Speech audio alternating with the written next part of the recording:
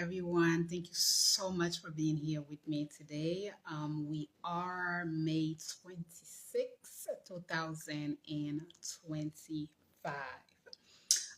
Thank you so much for everyone who is going to catch this particular live, probably the replay. Today we have on the big earrings because we are going to bring it back to the 90s.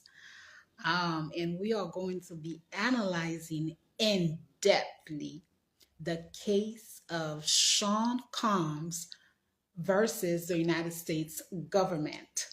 And we are going to do an in depth analysis of this case related to the US government, related to laws, excuse me, related to laws, how they are written, for who they are written, how they are utilizing those laws, as well as through this case, we are going to touch on international cases because one of the things that I really want to showcase through this live discussion is the interference of governmental agencies on other territories, like other countries. And I am going to bring about one of the cases. I mean, I've analyzed about two other cases where the US government came to Haiti and under certain laws arrested certain people here in Haiti.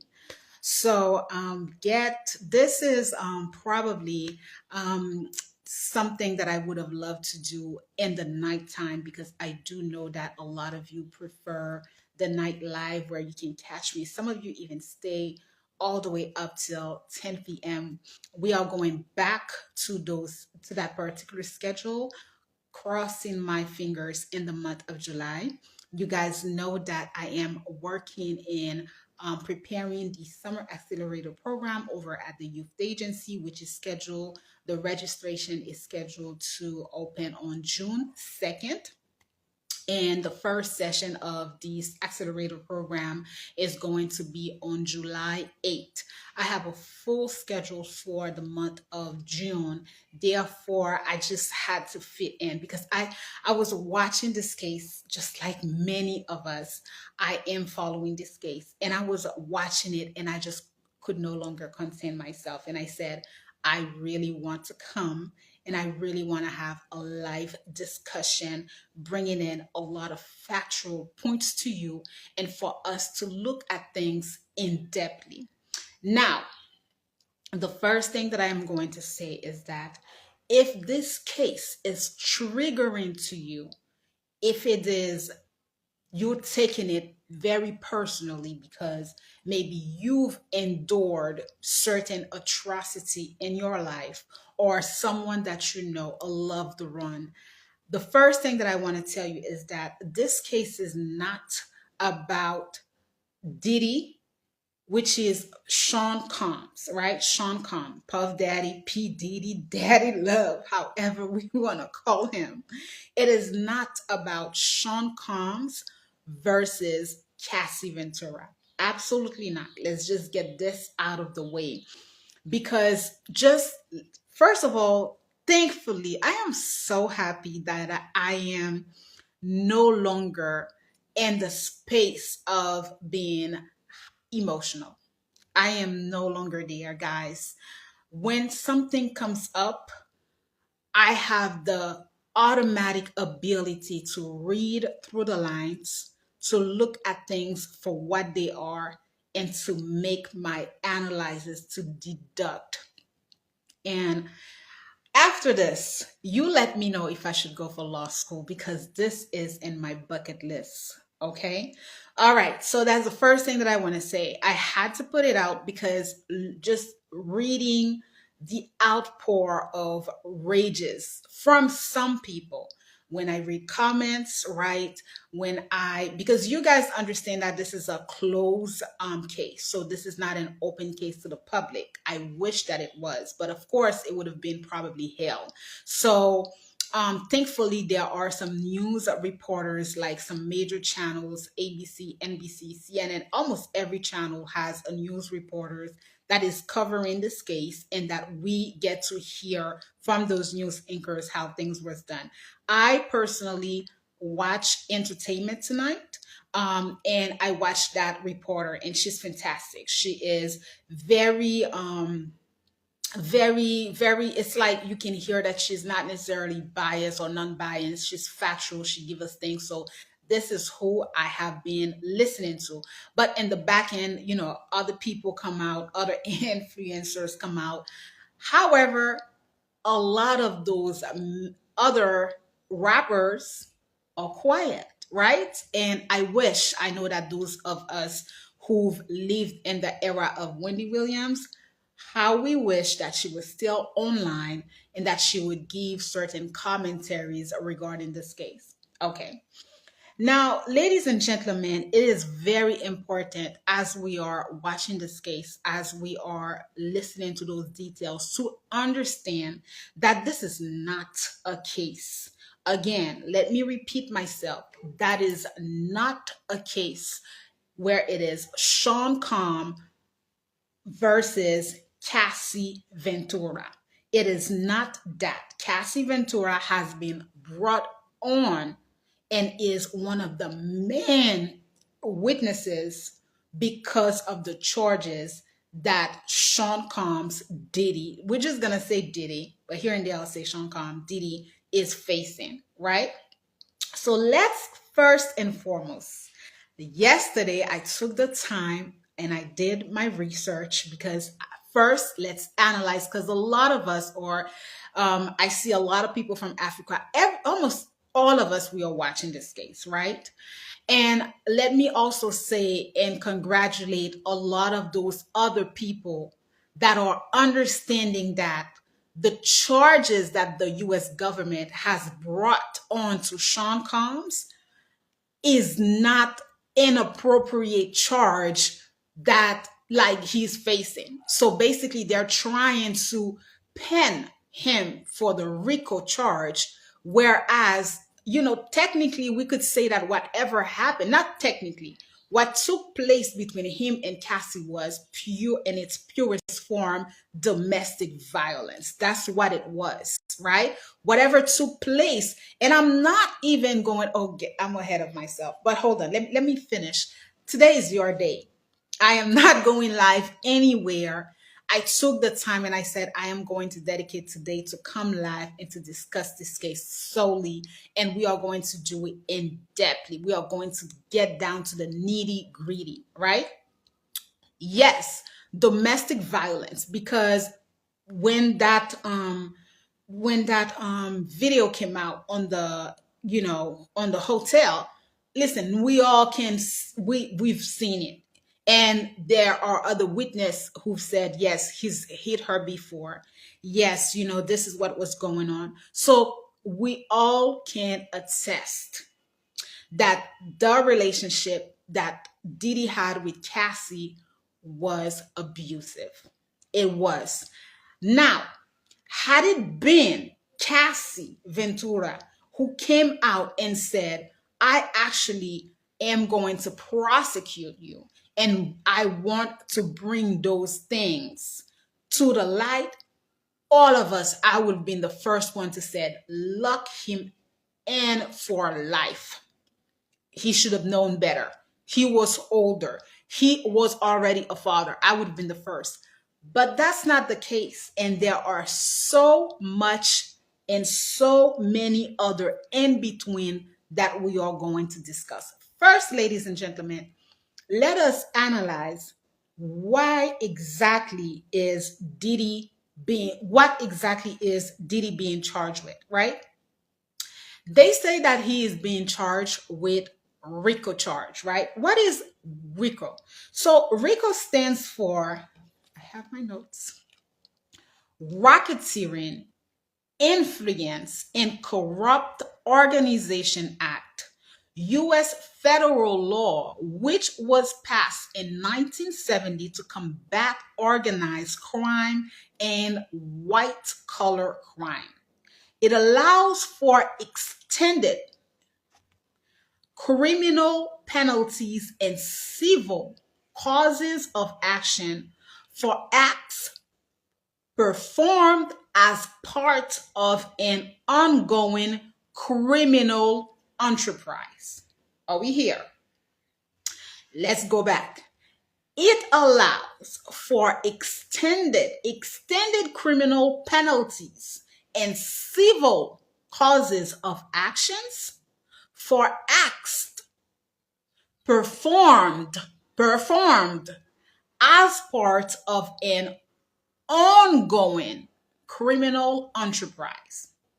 We hear Rico covers a wide range of criminal activities, including illegal gambling, bribery when you ask someone for money to do this, like if you don't pay me, you are not going to do this or that, kidnapping, murder, money laundering, and drug trafficking.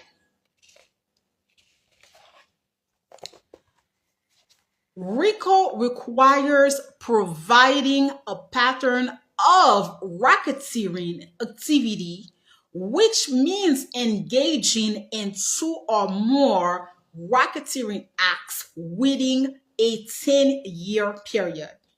It also requires proving that the defendant engaged in those acts as a part of criminal enterprise. What are the penalties? RICO imposes maximum penalties of 20 years in prison and requires the forfeitures of all proceeds obtained through racketeering. Do you understand the forfeitures? Like for the government to seize everything that they perceive that you've acquired under those racketeering. So that's part of those penalties. What is the civil remedies for a RICO case?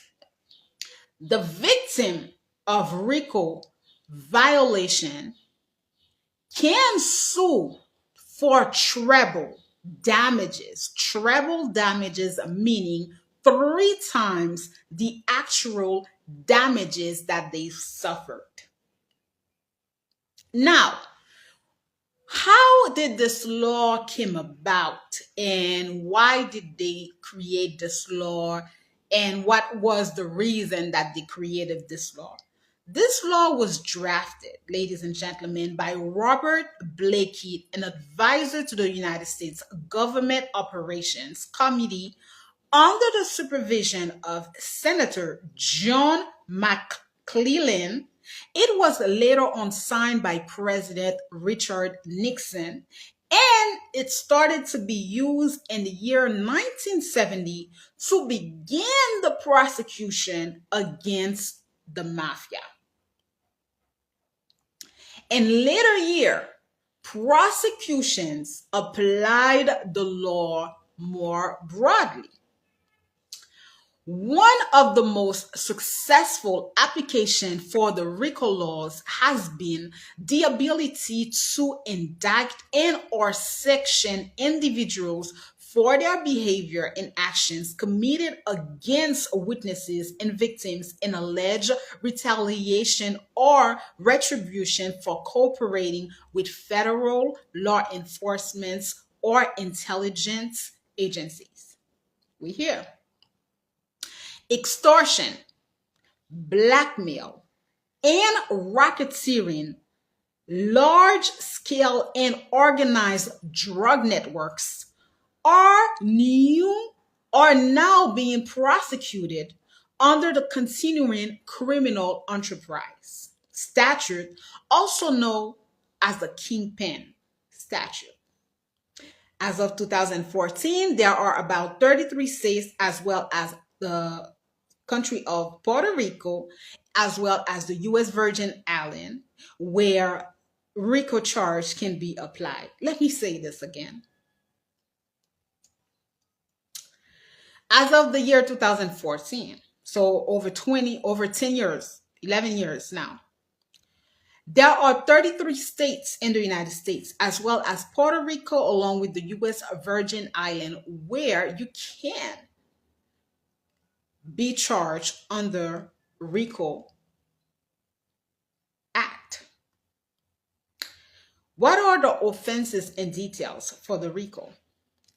Any violation of states' statutes against gambling, murder, kidnapping, extortion, arson, robbery, bribery, dealing in obscene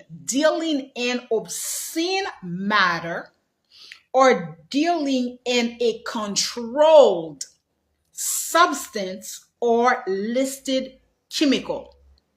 Let's rewind. What are some of those offenses? Any violation of state statutes against gambling, murder, kidnapping, extortion, arson, robbery, bribery, dealing in obscene matter, or dealing in a controlled substance or listed criminal.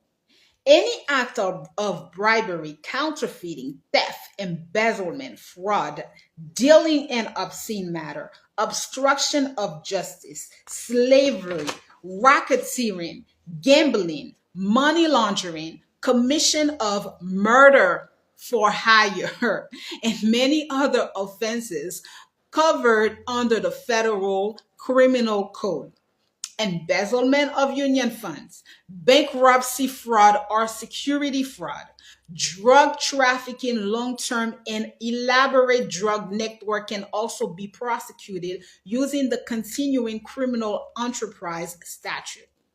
Criminal copyright infringement, money laundering and related offenses, bringing in, adding, or assisting aliens and bringing in. Let me just say this slow because I'm Haitian. Let me say this slow. Bringing in, adding, or assisting aliens and illegally entering the country if the action was for financial gain. Act of terrorism. The United States Supreme Court has instructed federal courts to follow the continuing plus relationship that in order to determine whether the facts of a specific case give rise to an established pattern. The illegal acts forming a pattern are called predictable offenses. Predicate acts are related if they have the same or similar purposes, results, participant, victim, or methods of commission, or otherwise are interrelated by distinguishing characteristic and are not isolated events.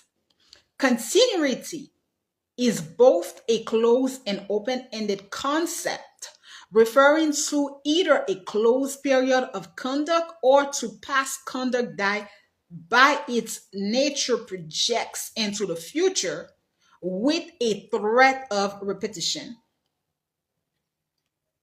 All right. Now, ladies and gentlemen, I had to do my research and I had to understand myself in detail what Rico was. I knew what it was, but I really wanted to break it down. And in those descriptions, what we are going to analyze is we all know that when Cassie Ventura came and spoke, it was descriptive. The case felt like, what the hell? Like, why are they saying all of this? They are giving description of Sean Combs hiring a male escort to have sex with Ventura and to pee on her, to do this to her. Some of us who are freaky in the bedroom might want to say, why are this bringing out? Like, this is his private life. Why are they coming out with those people? Like, shouldn't she feel embarrassed? Like, shouldn't they feel embarrassed? Like, why? No. What is the one what are one of the cause to be indicted under the RICO? It is what? Obscene sin, right? The sins of sin, like sins that are not good. So by bringing those people, those escort people, that they are saying, okay, this is what he did. This is how he was involved in those obscene thing, right? Hold on. We gotta go really, really slow because I want us to understand. Give me a second. I'm going back to my note.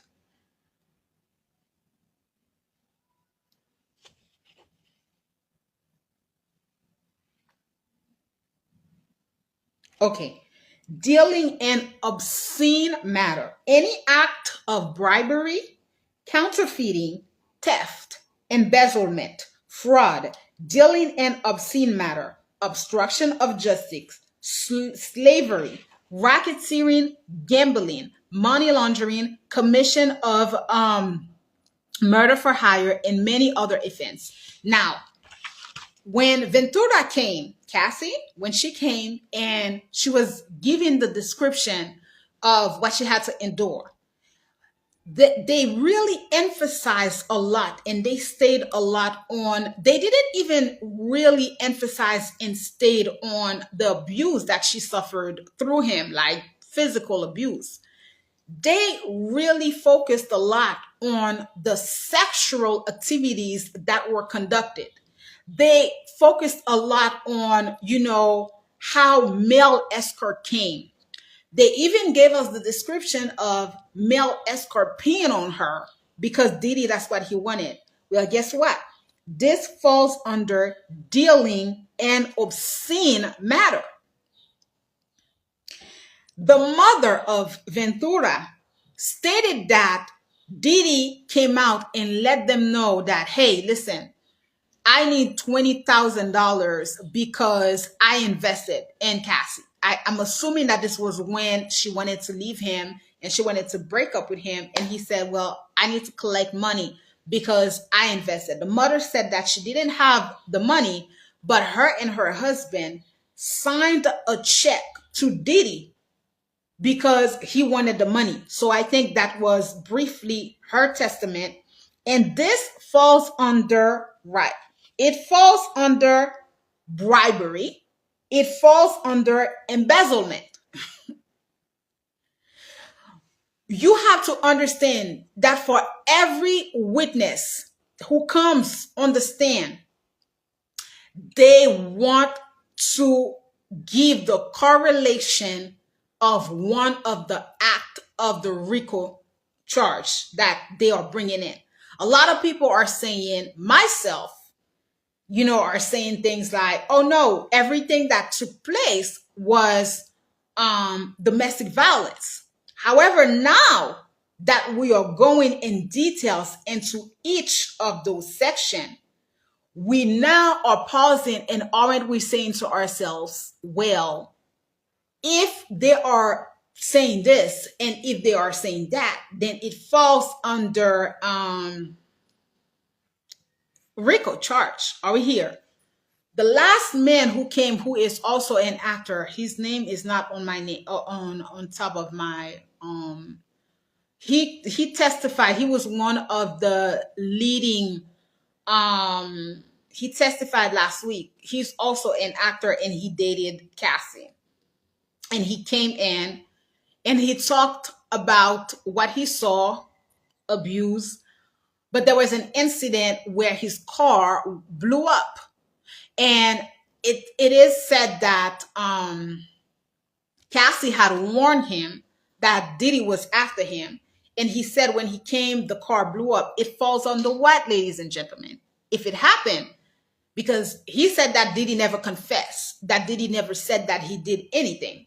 He even further down the line, he said, yes, Diddy and I, we had a conversation. The conversation was fairly okay. He let me in on the fact that Cassie was returning back to him. But he alleged that the car that he was the vehicle that he was driving, was exploded. This falls under what? This falls under arson. Are we here? And I do believe that this week, all next week is gonna come. Now, why am I here? And what am I here? Extortion also.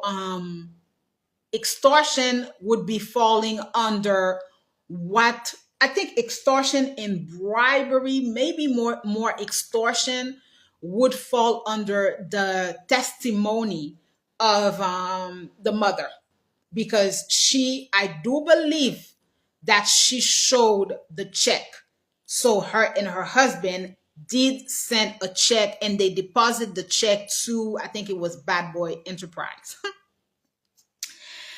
This is a case that all of us should follow. And thankfully, everybody is following it. A lot of people are following it and are letting their emotions get the best out of them, right? A lot of other people are tuning into this case just for fun. I'm tuning into this case because I was aware since the year 2014, 2015 that Sean Combs was a wanted man from the federal government of the United States. We're not going to discuss how I knew. They've been at it. And today we're going to break things down one by one, right? In the year 2006, Diddy got involved into a bar fight. And in this fight, I don't believe that, I don't recall the details, the complete details of what took place. But I do believe that it was him and his entourage that entered a bar. They were leaving the premise. It was either a club or a bar. They were getting ready to leave, and somebody said something to one of his people. They reply, and next thing you know, they pulled their guns and shots were fired. I don't quite remember if people were dead or mostly injured. They took off running. Around that time, Diddy was dating. I feel something on my eyes. Excuse me. Around that time, Diddy was dating the beautiful Jennifer Lopez. And this case was one of the main reasons that J-Lo pedaled back. And she was like, yeah, I like bad boys, but baby, I don't like bad boys that much. Because if you've never had to deal with the federal government, then trust me, it's just not the most pleasant. Because when those guys are telling you that they want you inside, then they make it a personal vendetta to arrest you and to bring it out. And it's important for us. It's important for us to understand this.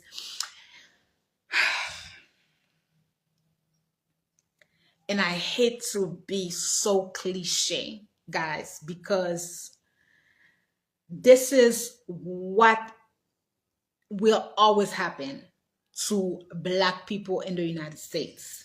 And you must understand that for you to get to a level of success in the US, you really have to do your best to have an exemplary attitude. And even with an exemplary attitude, remember Sam Cooke, the US government will always find its way to bring you down, which is one of the main reasons why your girl has been doing this work for the longest of time. And I've completely said to you that those of you that are living in the United States of America that reach a certain level of success, it is important that you invest in other countries, preferably Black countries. And if Ayiti had kept that level and push Ayiti as one of the first Black country, should have been that space for all of you to be here and to invest and to do these things. But when I tell stuff like that, you have people who get offended.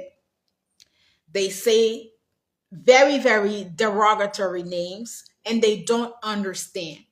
You need to understand, and through each of those cases and of those individual Remember what took place not long ago with Bill Cosby? They brought him down as well. There is no such thing in the US as a black person reaching a level of success in stardom and not having the US government trying to either pin a case on you, trying to bring you down one way or another. Now, am I sitting here and am I letting you know that Sean Combs is perfect, that he was not engaged in certain things? Absolutely not. That is not what I'm saying. It made it a lot easier for them to say, okay, they've been watching them. And if you go on my channel, Daisy Love 83, I have a series of videos that I made 4 or 5 years ago in the year 2020 regarding deportation to Haiti. And one thing that I've always said to people who got deported back to Haiti under criminal charges is that the US government always has their eyes on you. They are constantly watching you. They know what you're doing. And if while you are here in this country, having been deported back to Haiti, you are here. If while you are here in this country, you engage in criminal activities, well, sweetheart, the US government is also aware of that. They continue to pay attention. There are people that are hired just for that. It is important that we understand when, oh my God, I don't have a choice. I'm going to have to do that. When I work with people and when I do mentorship, depending on that person's field of work, I am able to really go down to the nitty gritty and bring stuff down because I'm seeing and I'm thinking ahead of the times. Anybody who wants to go into a field that can bring a rapid amount of cash, such as the field of the music industry. I mean, it's a little bit challenging for American these days because so many people can now, and with technology. But when you think about Sean Combs, these are the guys who paved the hip hop career. I grew up listening to these guys. I grew up in the 90s, right? So I vividly can recount, I'm a big West Coast fan. I'm a Tupac girl, all day, every day, Tupac girl. But these guys were big, right? Biggie, Pac, Little Kim, Foxy Brown, you had Queen Latifah, MC Light, who else? Missy Elliott, the Queen, one of my favorites. You had so many of them. They are the one who literally begun with the hip hop. But how many are either dead or most of them have been incarcerated or are incarcerated? Anybody, in my opinion, and this is in depth, so we're really gonna, go back and forth between facts, this, and we're gonna be analyzing Ms. Ventura as well. And some of you are not going to be happy with the stance that I'm taking, but hey, I'm a woman. I would never want a woman or a man to be abused. However, sometimes your girl can see things from a different perspective, and we're just gonna bring my perspective in on this case. Okay. So, like I was saying, anyone who would want to go into those field of work, and any field of work for that matter, it's important that you do the research of your field. One of the things that I used to do a lot when I lived in the US was to always look at different laws and different crimes and how many years certain crimes would be. That's one of the things that I would always do, because this is one of the reasons why you never saw me with crowds. You never saw me with gangs. You never saw me in pack, always alone. Always alone, especially when I moved to the United States. Because one of the things that my aunt used to teach me constantly, she would always tell me, fais attention avec gouvernement américain. Gouvernement américain, c'est gouvernement qui plus traite qui existe. Right? They will pin a case on you for anything. So let's go back to 2006, ladies and gentlemen. Like I said to you before, Sean Combs, Diddy was in either a bar or a club, and him and his crew got into it, right? When he got into it, shots were fired. I'm not quite sure if somebody died, but they took off. And as soon as they took off, the cops were called and they stopped the car. The gun was in the position of, I believe they gave the gun to the driver. And the story goes that the driver of that vehicle took on the, how can I say, like the rep, like Diddy paid him so that he would go to jail. And I do believe that he was in jail for either 10 to 15 years or so. Don't quote me on that. I'm not quite sure, but for a very long period of time, for more than 10 years, he was locked up in jail. And Diddy paid his family. Diddy paid his family. And like I said to you before, because J Lo at the time was seeing him, the federal government was on her too. They called her in for questioning because they wanted to know certain things. And this was around the time that her career was booming. And this is one of the reason, I don't know if you're old enough or if you used to watch this enough, but Sean Combs he was in love with J-Lo. When J-Lo's career started to take off, because of her curves, back then, Kim K and all these things, it wasn't in vogue so much to have those curves, like, and she was natural with her curves. So many people were in love with her. And when she dated Sean Combs, it was a thing. Like I even remember that they gave them their name or something like that. But this was one of the major reasons that she called it quits. It's because of that interaction and what took place. And she, or maybe her team, her manager, they knew that if she had continued to date him, then you just never know. And maybe you never know if she would have not been called, right? Ever since that case, because Diddy has the money, he has the connection. Diddy is wealthy. He does have the money and the connection. So he was able to perhaps buy off a couple of people to perhaps say, take this for me. I'm going to take care of your family and quiet down. The feds knew that. Like I said to you before, these people, some of them are dumb, but most of them are not. They knew that. So what did they do? They bid their time. Never believe that you are in criminal activity. And sometimes criminals get so boastful because it's like, I've never been caught. So now you're going around and you even sometimes are telling people about some of the things that you do. The feds always know. Sometimes when they can't catch you, let's just say that they had caught him in 2006, that they had said, okay, they had caught him, he would have served what, 10 years maybe, and got out. But because he was able to, make it go away so fast and he had the money, he's sitting on power. So now, in my opinion, you got the federal government agencies who looking at it like, bet, okay, hold up. Bet, okay, we still let because they know that you are already involved in that. So one way or another, you're going to continue. And the fact that they are not catching you is going to make your mind be inflated, your ego be inflated. So you're going to continue to move and do certain things. So now they're piling up everything that you're doing so that when they are finally getting ready to lock your ass up, you get locked up for 20 and plus. Are we here? You get locked up to 20 and plus. Now, let's go back to how they were able to bring this case. And after that, we're going to analyze Ventura and we're going to move into how they're moving with Haiti and what's going on in Haiti and all these things, so that I teach you that what's happening in one country, it trickles down.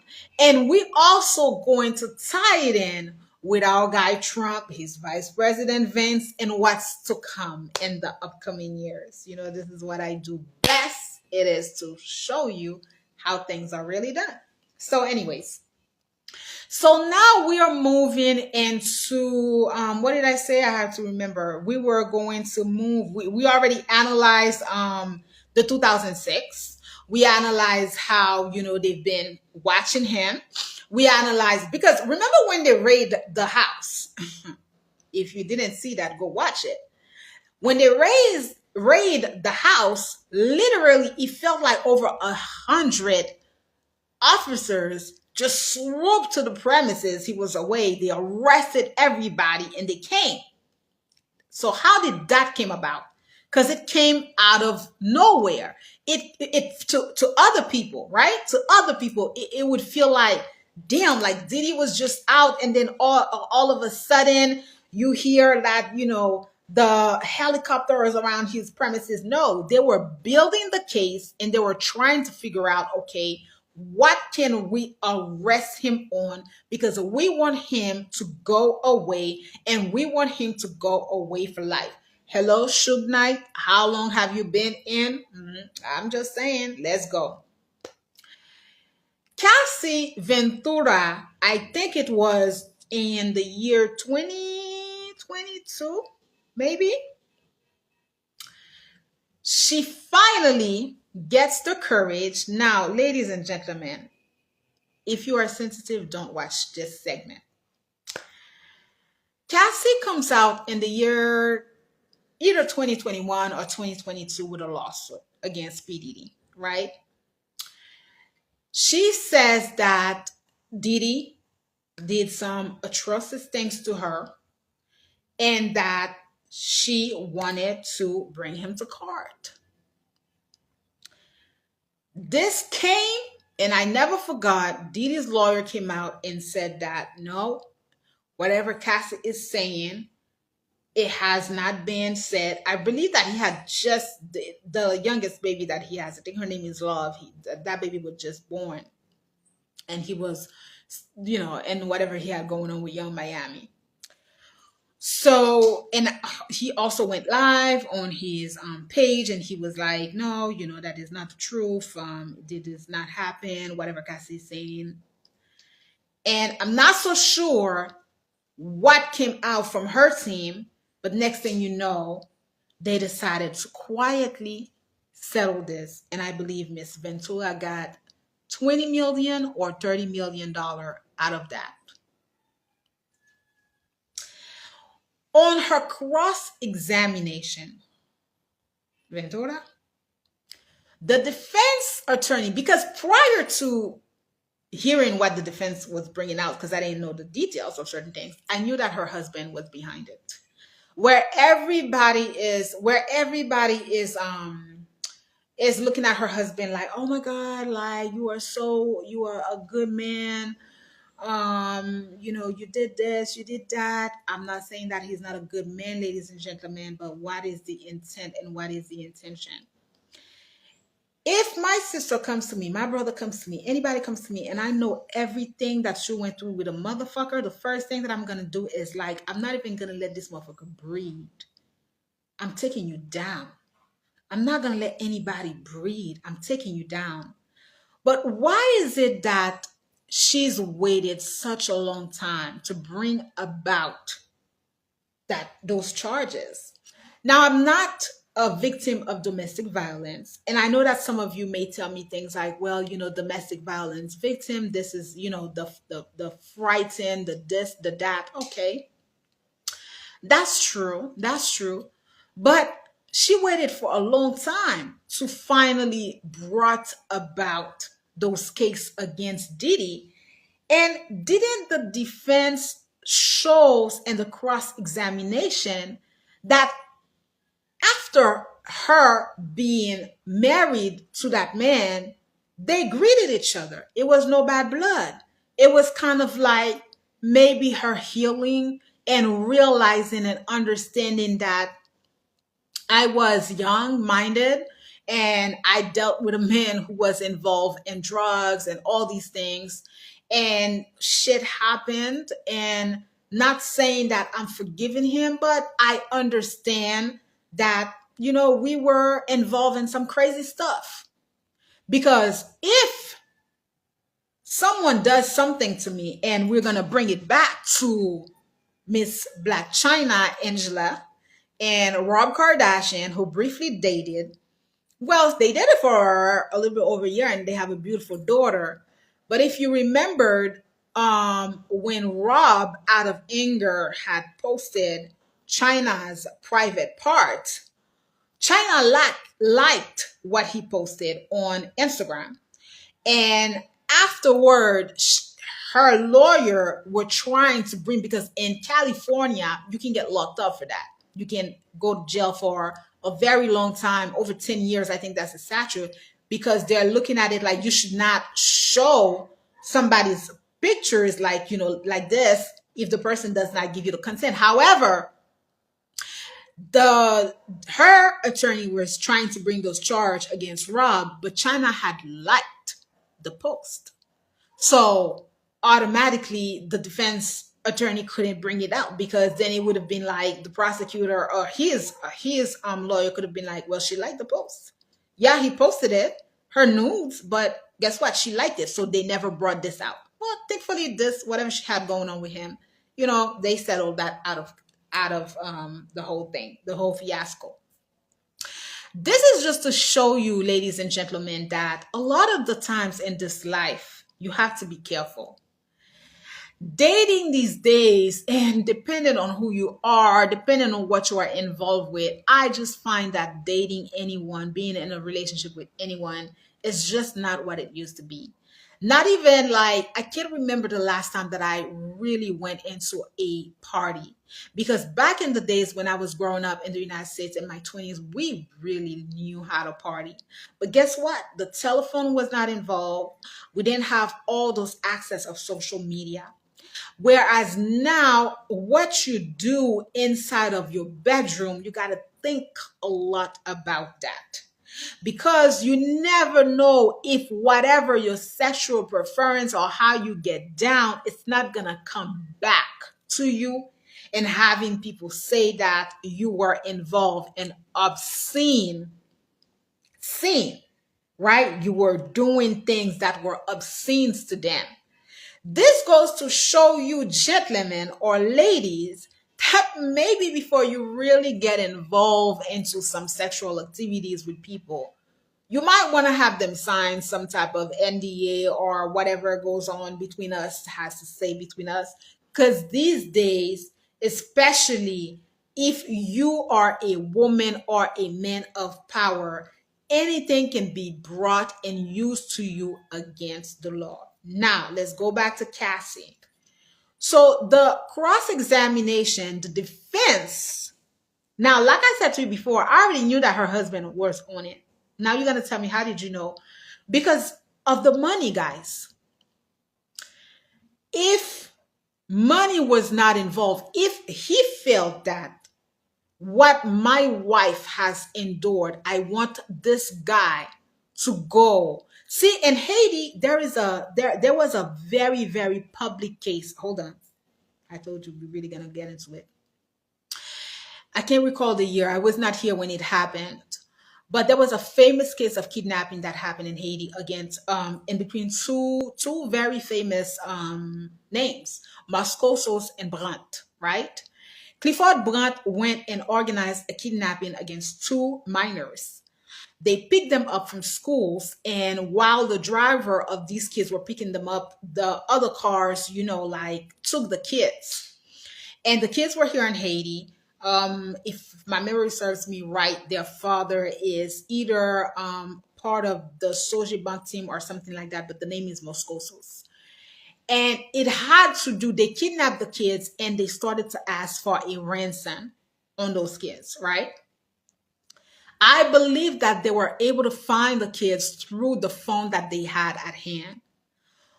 But the father of those kids, what he did, what that man did, this is how you teach someone not to ever fuck with you and what you got going on. This is a lesson. What is going on? This case, this is how you teach someone, don't you ever fuck with me. Ever fuck with me. Now, they both have money. They both have wealth. They both come from the names that are out there. Most Kosos could have easily easily took Brant out and a few of his families out. He could have done that. He has the money and the capacity for that. He could have engaged and paid a few criminal peoples to get a few of him and his family out for what they did. But he said, no, I'm going to teach you a lesson. I'm going to go by the law. The first thing, those children are American citizens. So he called in the motherfucking CIA and FBI on the case. He did not rely to the Haitian national because he knows that they could have easily bribed those guys. So he called in the FBI and the CIA on that case because his kids are US citizen. They took Brandt and he is still in prison. He has been locked in maybe for 15 years now. When Martelly came into power, Moscoso started to pay attention because he knew that the family could have easily said to Martelly, hey, let's try to find a way. And they did. Twice Brent tried to leave prison. He got all the way to the Dominican Republic. They fucking took him, brought him back to Haiti. He is still serving his sentence. You can type Clifford Brandt online. You can see him. The guy has deteriorated, name of the family completely dirty, and he's still locked up. They still can't get him out. This is how you teach people a lesson. Don't fuck with my family. This kid's father could have easily, like I told you, killed him. They could have easily been like, oh, really? That's how you're doing? They could have done some atrocities to him, take a few people from his family as well. But he said, no, let me teach you a lesson. Let me show you how it's done. Let me teach you how not to fuck with me. And all this happened over a contract. I do believe that it was a road contract, a beating road contract that went to the other parties, and he got upset, and then he organized that crime. If any and everybody was moving like this, there is a lot of crimes that we would have not have. I keep telling people, you never let people fuck with you. If someone fucks with you, you teach them a lesson. And the best way to teach people a lesson is not necessarily to go toe to toe with them. It's not necessarily to bring them out the way that they are trying to bring you out, but it's to go above them and to crush them and to teach them, don't play games with me. I'm not one of those. That's how you do it, right? Another famous case, if you didn't know, Cardi B won a lawsuit against Tasha K, who happens to be, quote unquote, a blogger, who went out and said that Cardi B was sick, right? She put out a statement and said that this and that. Now first of all, you have a large platform, almost 1 million people on YouTube. People tune into you and what you have to say, and you say something like that against someone, and you don't, even if you had the fact, you don't even know. What did Cardi do? She sued her ass. That's how you teach people a lesson. Cardi didn't go online. She didn't go back and forth with her. She didn't say da da da. She sued her ass. I'm going to bring you the card. And she won. She won every bit of money against that woman. That's how you teach people lessons. Now let's go back to Cassie and that husband of hers. If her husband felt, now, which was even strange, because they said that her husband was the bodyguard or the personal trainer to Diddy. So he was in the vicinity and close proximity of all of them. If the husband, ladies and gentlemen, automatically that he was appalled, that money was not involved, that there was not something behind it. If it were truly a matter of, I'm upset that that woman went through all of that. If it were a matter of, I cannot believe that someone did this to you, I don't believe that they would have waited that long to brought on those charges. No. Money was involved. I knew that money was involved. And when the defense attorney, during the cross-examination, what did they brought out? All of those people, Cassie, her husband, I believe she already had one child, or the second one was on the way, or she already had the 2 kids. They were all living under one roof with Cassie's mother. The husband is an actor. I don't know him. We all know that you could be an actor and be fucking homeless. You could be an actor and be have nothing, because it's one field that is very, very competitive. Roles are not come to buy, and it's just like we all know the acting career, that it's not really given. If you're not A-listers, it's just not there. If you're not an A-lister and you are an actor, you're scrubbing tables a lot of the times. And personal training, how many clients does he have? For him to have brought his whole family into Ventura's parents' house, that means that there's no money. Because if money is coming, then at least you have an apartment for your family, even if it's a one or two bedroom, right? For all of them to be in the one house with these other people, it means that money was tight. So thankfully, in the cross examination, they brought this out. And what does that should automatically do? It should create reasonable doubt into the jury's mind that, well, hold up. Perhaps money. And yes, money was involved, because Diddy settled the case. Within a day, $30 million went to them. Now let's go back to the civil remedies of the Rico case. You're gonna give me a second. I have to run to the restroom for a minute because I was drinking so much water. It's so hot. Let's go. Civil remedies, ladies and gentlemen. The victim of the Rico violations can sue for treble damages, meaning 3 times the actual damages that they suffered. Let's go back.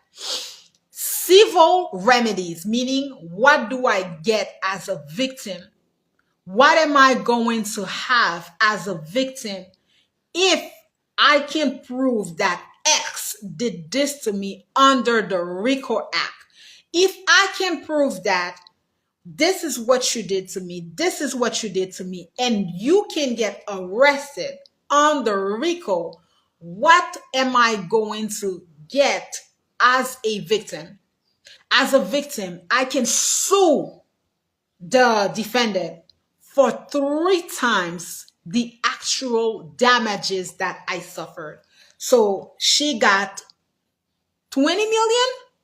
20 million times 3 to what I received, that's $60 million that she could be eligible for if Diddy gets charged and convicted. Give me about 2 seconds. So now we understand the casual remedies, the civil remedies. So how was the US government able to finally catch Diddy? Well, let's analyze. They were able to finally bring about those charges into him. Oh, let me not touch this. Because when Cassie finally came out, right, and she said, I was abused. She came out, I think it was online. It was either a tweet or something. And she said, this is what took place between Diddy and I. I was abused. He did this to me. He did that to me. Diddy quickly came about and said, no, that is not the truth. It never happened. Then the footage, ladies and gentlemen, the footage that we all have seen of her running from the room and him chasing her and grabbing her by the hair and fucking her up came out.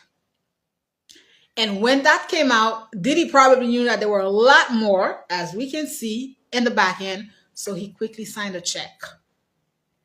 And that, ladies and gentlemen, was the opening door for the US federal government to say, gotcha. All they had to do was to go toward Cassie. Knock, knock, knock. Hello, Miss Ventura. Can we talk to you? And they presented the case to her. They convinced her that if she can comply with them and showcase that this is what Diddy did, this is what Diddy did, this is what Diddy did, they can indict him under the Rico charges and he will serve 20 plus years in prison. But they needed her cooperation. She is the key witness. Why? Because she was with him the longest of time, and she is one of the, I don't know if the other ones, but definitely Cassie and him, as we can see, engaged in a lot of the craziness that falls under Rico, such as extortion, such as mostly dealing in obscene matter. Dealing in obscene matter, as well as or dealing in a controlled substance or listed criminal.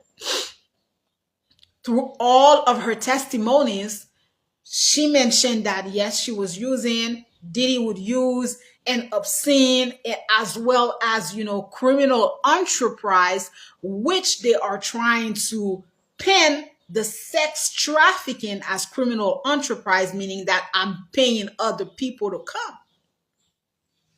This is where they had their opening to say, we got you.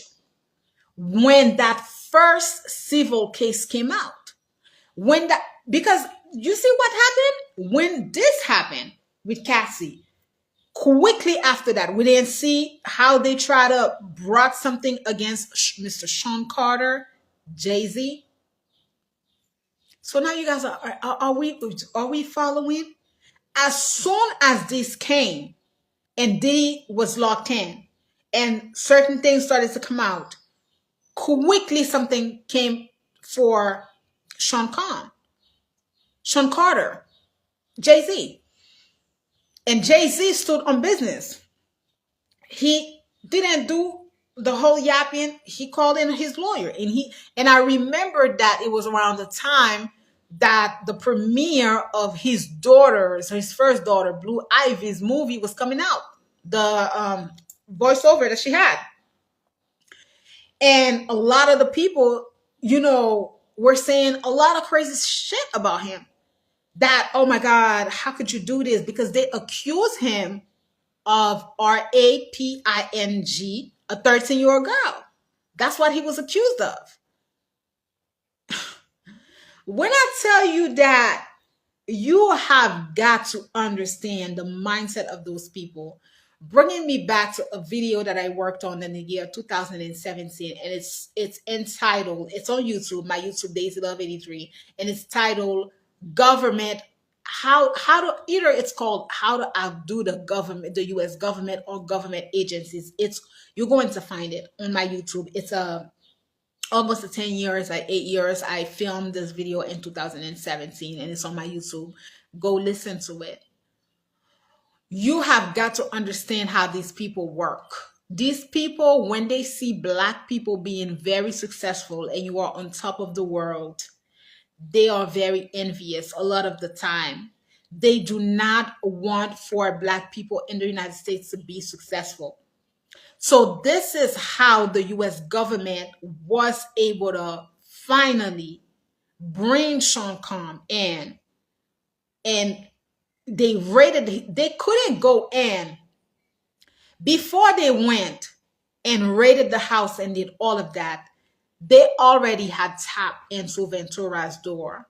They already understood that they were going to have her cooperation, because the Rico, if you get pinned on Rico, is one of the top charge that you're facing. And if you get locked up, you go for 20 years minimum. And Rico, we just established, everything that falls under that. You got extortion, you got blackmail, you got racketeering, you got large scale, you got organized drug networks, you got embezzlement, right? You got fraud, you got bribery, counterfeiting, arson. So if you do one or two of those things, automatically you can be paying for a Rico act. They can pay you, and the minimum that you're going to, it's 20 years. Rapper YFN Lucci also almost got in. He was in under Rico, but he served less than that. A lot of you guys want to be big and bad. You want to get involved in this and get involved in that and do a little something this. I'm telling you, I'm not telling you not to do what you want to do, but be aware of, hey, continue to do this, and this is what you could face. This is what they will pin you in. This is what they're going to brought those charges in. That's how the US government was able to finally crack down on Sean Combs. And the first thing that they did, they went where? They went in his home because they've been watching him. They knew what was going on in the house. They knew what he had going on in the house. They knew the type of activities that he was probably involved with. It took 100 people to do that. They swarmed inside the house, arrested everybody who was there, like handcuff everybody, and they went all the way downstairs and what they had going on.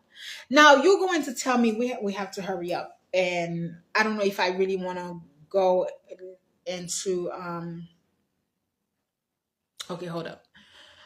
I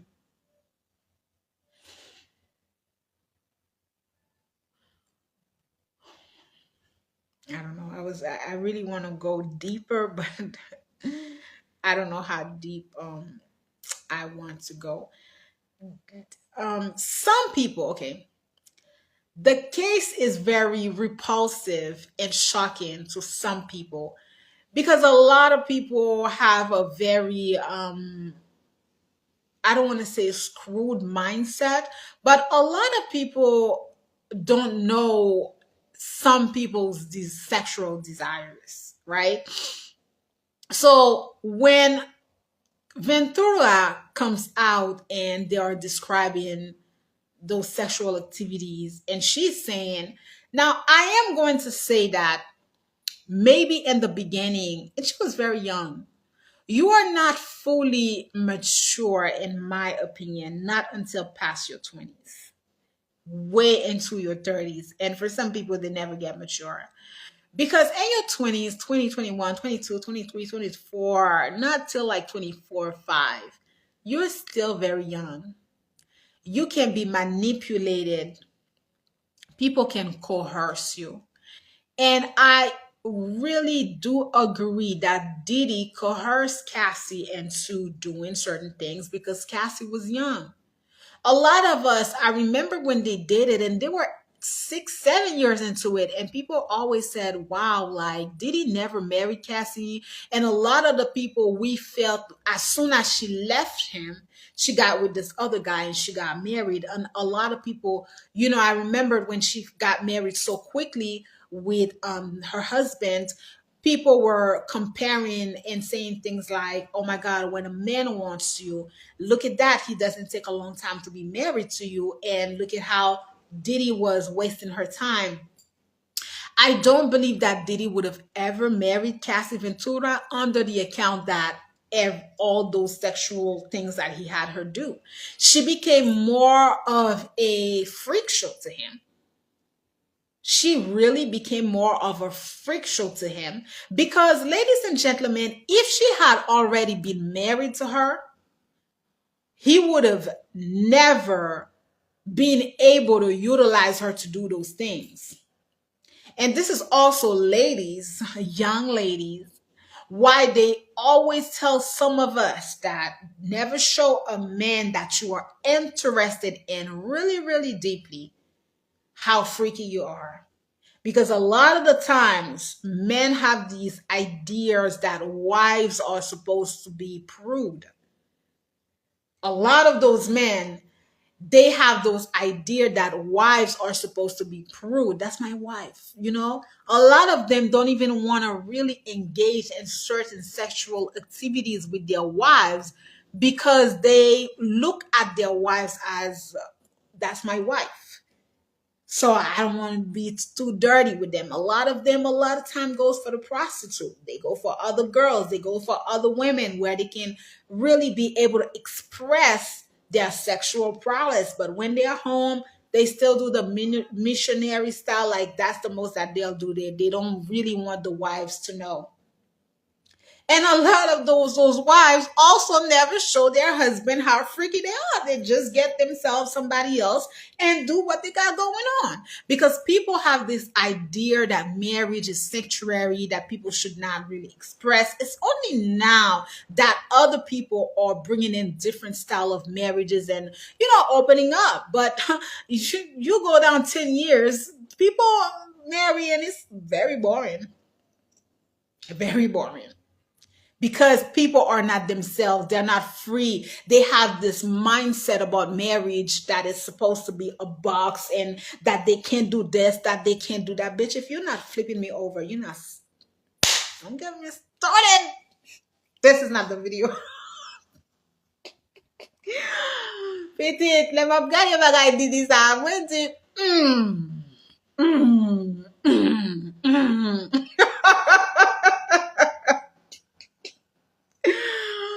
Mes amis, parce que en pile là nous connaît yo tap marry en pile là nous with your freaky dicky self. Okay, I'm just saying. But anyways, ladies and gentlemen, going back to what I was telling you, Diddy would have not married Cassie after all this. He would have never, because this is also one of the reasons that women who get married prior to them being married, they really have this image that they project to their partner of Saint Nitouche, as we say in French. Like, we have a saying in English, like, on gazelle, like, oh my God, like, I could not do this. Like, that man, he has to see you for, like, I want to protect her. You got to remember that Cassie was involved through him in a lot of sexual activities. So he's looking at Cassie with other eyes. So, like, he's not going to marry a woman that, even though they all were in agreement that let's just get down, let's do this, let's do that, but he's no longer seeing her with those eyes. He's not. He's looking at her like, no, I don't want to marry you anymore. Like, we would say souiller in French, kind of like, no, like that, no, right? The effect of having your bride walk up to you. How many men, I mean, I've been to so many weddings and I watch so many weddings sometimes. How many men start crying when they see their bride come down to them with the whole white dress? Is the effect. It's what that man is like looking at. Like, that's your woman, that's your bride to be, that's the woman that you marry, right? Is the effect that comes down with it. Like, damn, that's my bride. So he would have never had that effect with Cassie because every time, like, they've already engaged in the most craziest thing. And I do believe that the relationship went crazy. It went haywire because he probably started to look at Cassie as more of a freak show. So if he didn't have Cassie anymore, who was going to provide all those freaky dicky craziness that he was involved with? Now, granted, I do believe that, in the beginning, Cassie probably wanted to please him. Cassie probably, wanted to engage in it, but probably after a few years, maybe 1 or 2 years, she no longer wanted to engage in those things because guess what? She was maturing and she wanted him for her. She wanted to have a child. Did he ever had a kid with Cassie? He never did. He doesn't have not one kid with her. He would have never had a kid with her because he's no longer looking at her like she could even be the mother to his children because of all the freakiness that they were involved in. You got to understand men. Not even one baby. He probably didn't want her to have any of his kids because he's no longer looking at her as she's that beautiful, young, healthy woman. He's looking at her like, bitch, no. Like, I'm looking at you. This guy's doing this to you. That guy is doing that to you. Like, that effect, that's not what he wants. Men are wired a particular way. And unless you happen to be a woman who end up pregnant by him and you run away, we don't know how many abortions that Cassie had. We don't know that. She did not disclose that. We don't know that. We don't know how many abortions that she had because of that. Right? So always started to understand the correlation of this crime. Now, do I believe that Diddy, the crimes that they are saying that he's doing, that he is capable of it? I don't believe so, under the account that I don't believe that Cassie was forced into this in the beginning. Now you're going to say, well, you're contradicting yourself because you're saying that she wasn't forced to do those things in the beginning. In the beginning, because a lot of the facts that came out was she is the one who was throwing those parties. She is the one who, listen, what I was involved in when I was 20 is no longer the lifestyle that I have even 5 years ago. It's not the lifestyle that I have here. We as individuals and as human beings are supposed to continue to evolve. Some of us never evolve because we stay with the same people, we never grow, we never do, so it's always the same thing. However, the man or the woman that you are in 20 will never be the person that you are in your 30s. It's never be gonna be the person that you are in your 50s and your 60s. You Every 10 year, every 15 year, we are evolving. Things that we enjoyed, we no longer enjoy. Things that we want to be a part of, we no longer want to be a part of. So in my opinion, I believe that Cassie in the beginning was probably a young girl, very excited to do those things, you know, and exploring her sexuality with a man that she also looked up to because they had a difference of age. For you guys who enjoy always being with younger girls, you got to take notice because a lot of the time, and I can say this from connaissance de cause, because I remember that one of the men that I really, really, really loved, I grew to love him. We had a 30 years age apart, and that man would not want to be with me. He really, despite the fact that I could hold a conversation with him, or maybe it could be that because he also worked for the government, the US government, and he knew certain things. But I was already 30 years old when I met him. I was 30 when I met him. I looked younger, but I was 30 when I met him. But he used to always tell me I was too young. He felt that I was too young, and he felt that what he had experienced. So there are people who will not engage with people who have a significant difference of age, like 15 years or so. You have to understand that. You have to understand what can they can bring against you. You have to understand what they can pin against you, right? Because now a lot of the people are saying, oh my God, yes, Cassie was younger than him.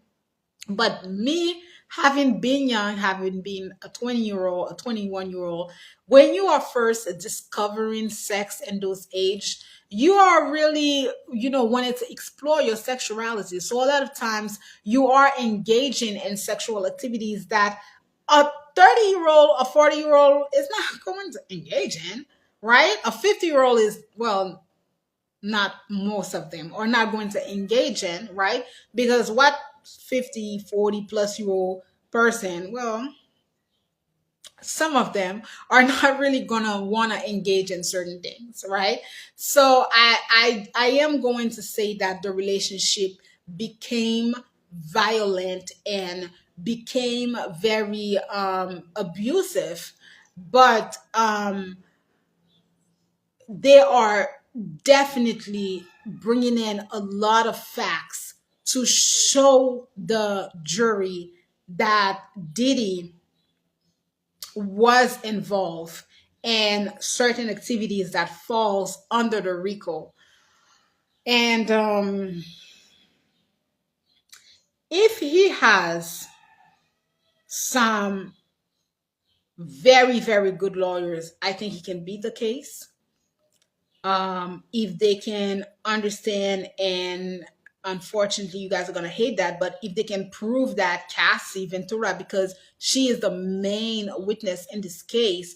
And also, ladies and gentlemen, I know that this is going to sound a little something, even with her coming in pregnant, I feel like everything her husband planned. Yes, I do. I do feel like even with the whole pregnancy, Cassie is almost due. Even with her coming in, I unfortunately, I do feel like everything was planned, because you have to understand the effect that you can have on someone on certain cases.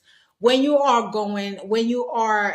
fighting a case, when you are going into trial as a woman, your appearance count, because jurors are human beings, right? Just like you and I. So what is the effect that a pregnant big belly woman who comes now, automatically you want to pity her, automatically you want to hug her, automatically, you're not looking at that she was 20 years old when she did this, she was into the life. No, you're looking at a fragile woman, you're looking at a pregnant woman, you're looking at a woman who needs protection, you're looking at a woman, like, she shows you her belly. There's an effect that this has on people, because automatically what you want to do to any pregnant woman, you want to protect.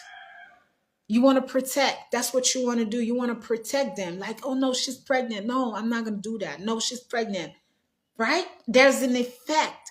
And personally, this is just me. I believe that the husband planned everything. And I know that if not Cassie, then her husband is definitely a person who agreed. He is definitely the person who probably coached Cassie and told her, hey, what Diddy did to you was this, was that, was this, was that. Like, we can sue him, we can do this, we can do that. I believe so. That he coached her to finally was able to say, hey, this is what happened to me. Because if not, then why was her relationship cordial with him? Why was her relationship cordial with him? Right? And then let's go further down the line. We talk about the civil remedies, and we understood with the civil remedies that they know that they can receive 3 times the amount that they've received for the civil case. And Diddy paid 20 million. Diddy paid 20 million. Give me a second.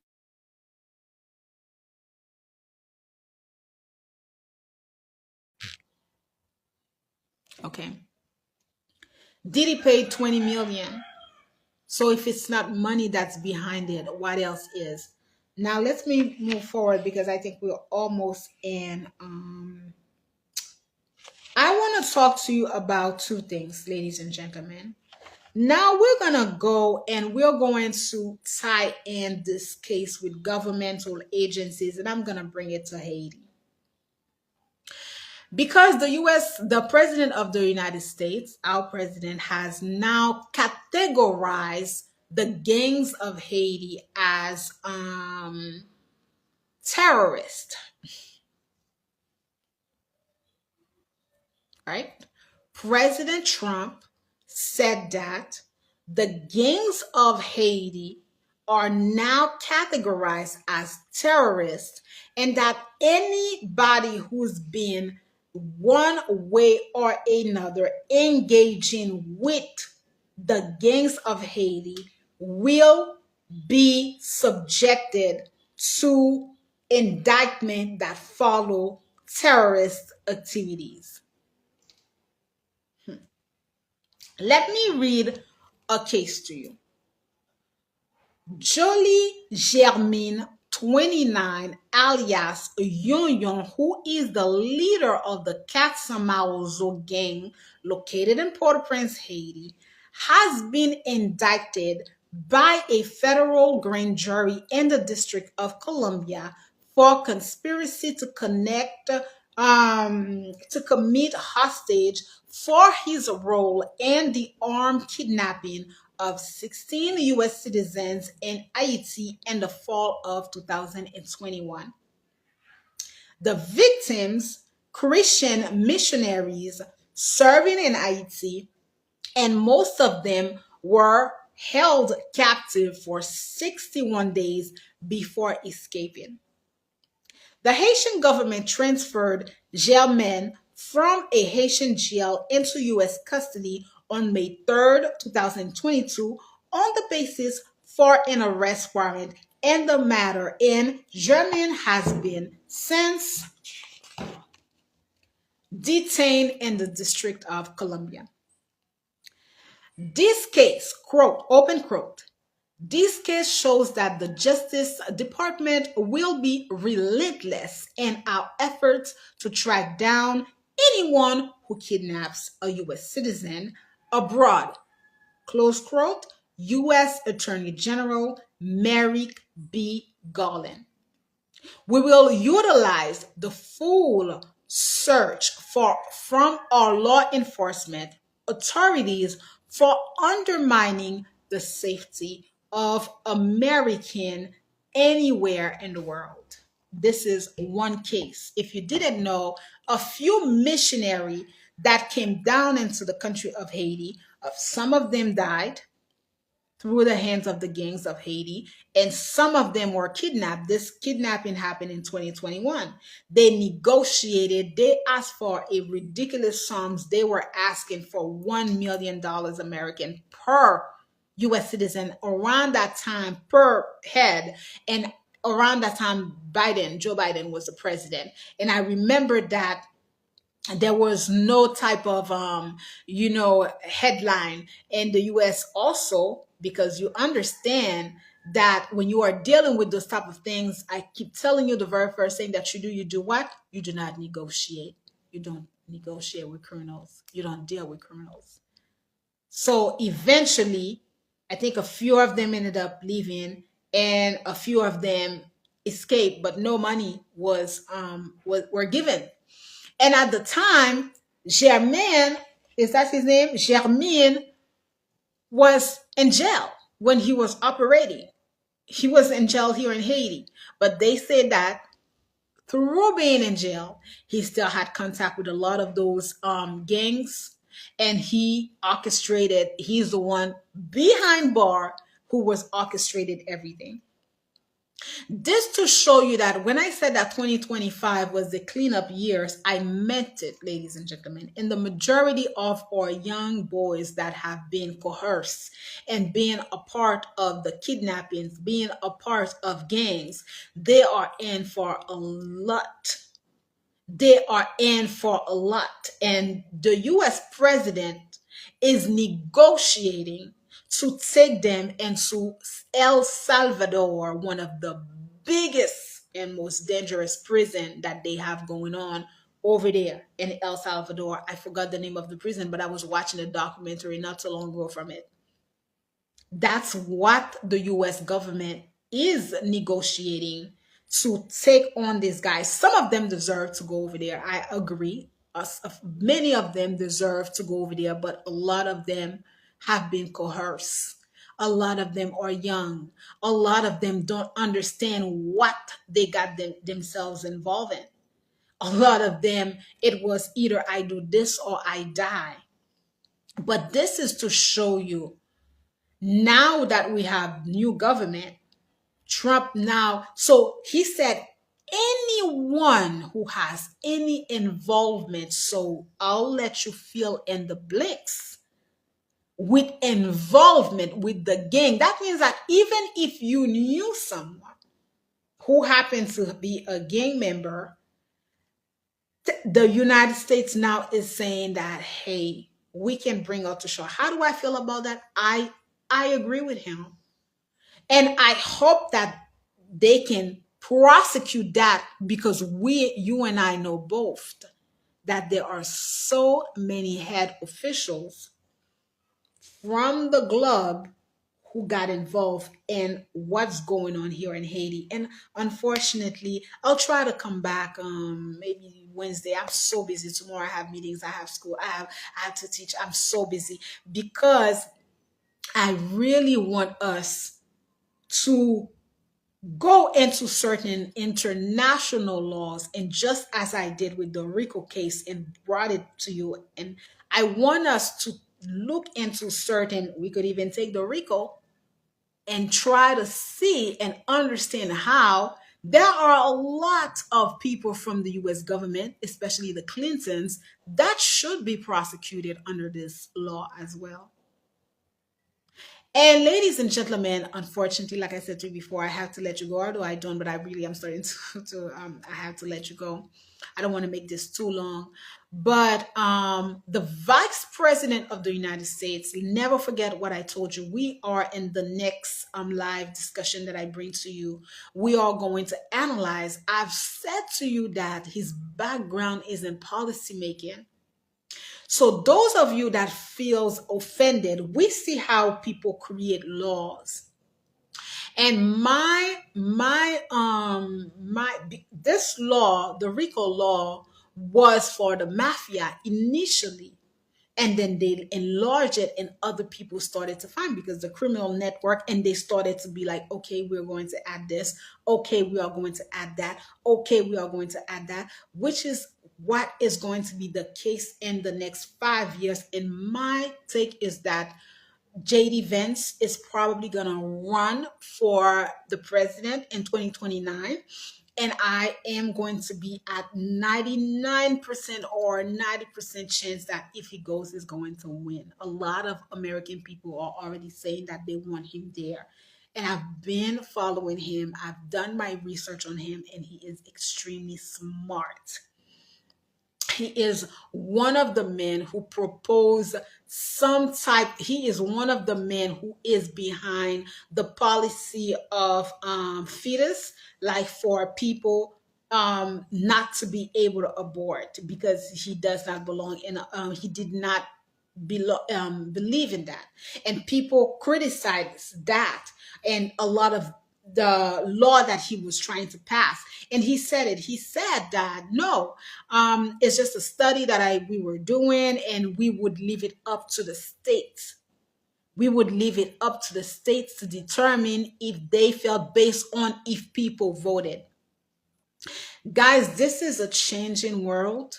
We have a changing time, and you have got to be able to be extremely involved into lawmaking.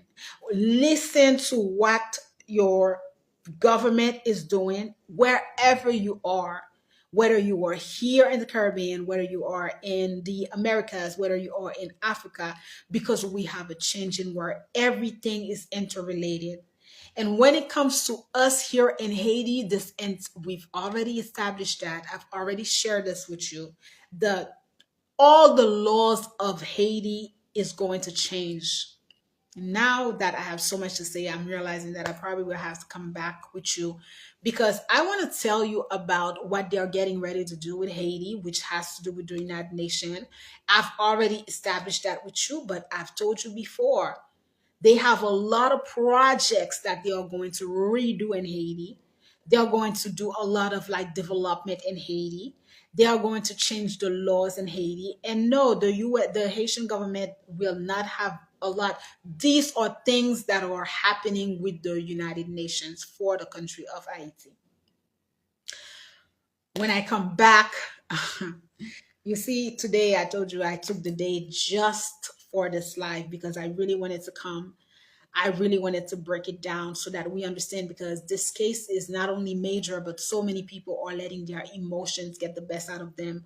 But I wanted to come here and give you a different perspective regarding this case. And also, another guy that if he doesn't slow it down, I know for a fact very soon we're going to see him go down and crash down as Chris Brown.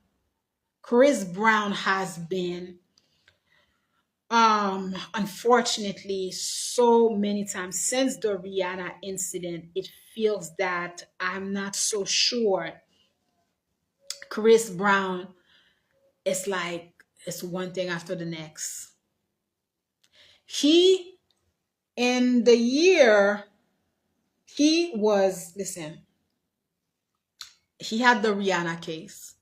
Shortly after, there was a case that he had with a fan where he punched someone. And then his house was raided in 2017 by the feds. Recently, he just got accused of provoked attack on a producer that was in England and then on a nightclub in 2023. And he paid $6.7 million dollars in order to go to tour. Chris is young. Chris has that mind. He's no longer so young, but Chris unfortunately has that mindset that he can buy off thing or that he can make shit go away with his money. Thankfully, I don't believe that he had gone to jail or prison for what took place with Rihanna. However, I know for a fact they don't like the fact that he got all the money going on.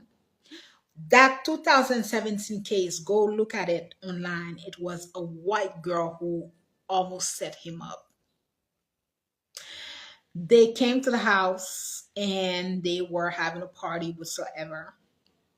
White girl was in the house and she ended up staying over and staying the night. The next morning, Chris got to show to his people who were there what he wasn't working with. So I think there were a few jewelries, he was showing off what he had. And I believe that he had a weapon and that he showed the weapon. The girl went into a quote unquote panic mode, trying to say that, Chris pulled out the gun. He almost got locked up for it. But thankfully, I believe that a lot of the things came out that this girl, she was involved in this and she was involved in that. And we say de justesse, he was not locked in. But Chris Brown is someone who should watch himself because he's the next in line. And who knows, maybe Sean Conn, I'm saying Sean Conn, maybe Sean Carter, Jay Z also is. And Jay Z is one of the very few people who was able to really curve the ball. First of all, his marriage to Beyonce definitely gives him a protection, a type of like umbrella because she's Beyonce. Beyonce still makes the US a lot of money. Beyonce still makes the entertainment industry a lot of money. So she is extremely valuable.